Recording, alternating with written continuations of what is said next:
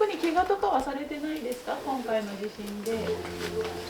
空飛ぶ捜索医療団アローズの看護師新貝綾子。訪問看護師を経て今このチームの一員となった裏には、東日本大震災で壮絶な体験をしたある女性との出会いがあった。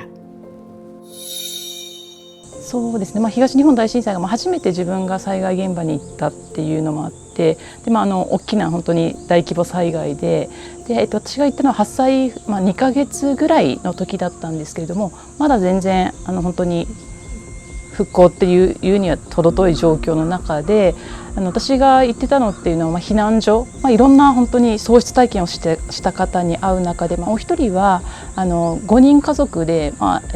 40歳の女性なんですけれども、その方と旦那さんと子供さん3人で暮らされてたんですが、その 3.11 の時に津波が来てるということで、その女性の方は3人のお子さんを連れて逃げられてたらしいんですね。ただもうその時点で津波に巻き込まれてしまって、そしたら途中で知らない男性の方が捕まれって言って手を伸ばしてくださったらしいんですよ。でその手を掴んだ瞬間にその3人のお子さん、握っていた3人のお子さんの手が離れてしまったと。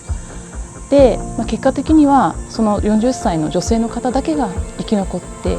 4人の家族が亡くなった。本当に死にたいと、なんであの時に手を離してしまったんだろうと。離してしまったわけではなくて離れてしまった、そういった状況の中でもやっぱり自責の念に駆られていて、そういった方を目の前に本当に自分は何もできなかったっていう、ただそばにいることしかできなかったこの無力さっていうのはすごい自分の中に、今でもしこりとして残っている。そして避難所で災害弱者の存在に気づき、手話を学ぶことを決意。災害時の情報の在り方っていうのをすごい考える場面があって、具体的に言うと例えば避難所とかで、配給だったりとかいろんな情報だったり物資だったりが来ても全てはアナウンスなんですね。だから音声での情報はたくさんあるんですけれども、やっぱ視覚的な情報を得られない。でそれによってやっぱ食事をもらえてなかったりとか、避難所にいるのにやっぱりその情報の格差っていうのが明らかにあって、でそれでじゃあどうやったら自分がそこに貢献できるかって考えた時に、まず聞こえないということを知りたいというところから始まって、手話だったらそこが学べるんかなっていうところで、じゃあちょっと手話を学びつつ聞こえない人たちと交流をしながら知っていきたいというふうに思ったのがきっかけですね。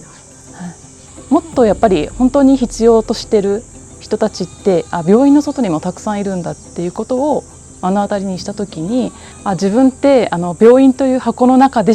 のことしか知らなかったんだなっていうことを知って、やっぱり自分が出向いていかなければやっぱり見えないニーズだったりとか、本当に病院に行きたくても行けない人とか SOS を発することすらできない人たちが地域にたくさんいるんだというところをそこで知った時に、私はそのなんていうかな、出向く医療っていうのに、そういった現場に身を置きたいっていうのはもうずっと変わらずに持ち続けていることです。なるほど。現場で生きることを選んだ新貝。彼女はどんな人生を歩んできたのか。人生ここが生まれた時は、本当にね、すごく覚えてはないですけど、すごい幸せだったと思うんですけど、ちょうどこの辺り幼稚園から小学校にかけて周りの人が本当に次々と亡くなる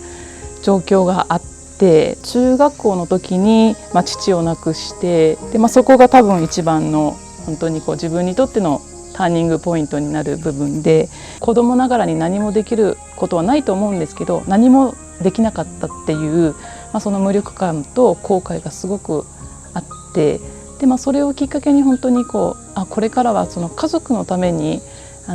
そういったケアだったりとか、やっぱり看護をできるような人になりたい。自分自身がいろんな死別体験だったりとかを経験する中で、多分自分自身も癒えてない傷があるのかなっていうところもすごい気づいて、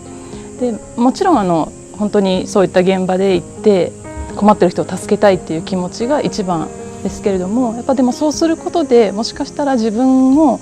救われる部分があるのかなっていうのが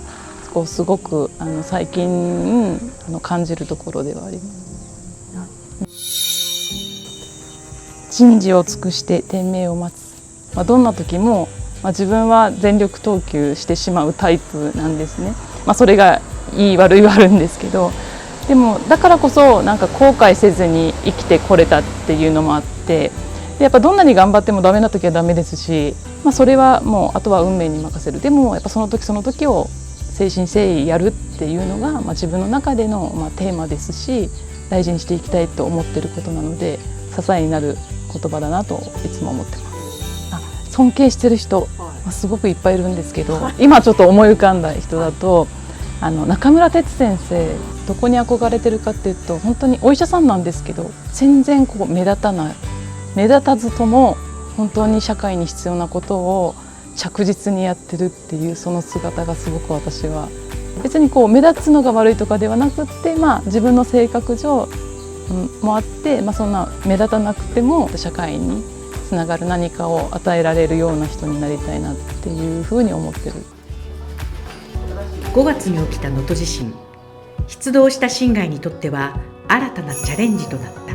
能登の地震の時は、私がやっぱりこれまでいろんな災害現場行って経験してきた中で、本当にこう災害直接死から免れた命をやっぱ災害関連死から守るっていうことができて初めて一人でも多くの人を命を救える。それをするにはやっぱり超急性期だけでは多くの人は救えないなっていうところがあって、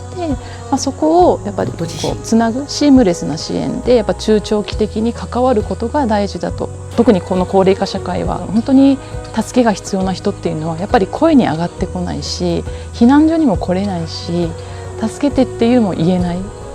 なんかやっぱそういう人たちにやっぱり出向いていくっていうのが非常に重要だというふうに、今回それがこの団体でチームでできたっていうのはすごく私としては良かったなっていうふうに思ってはいます。これからも前へ。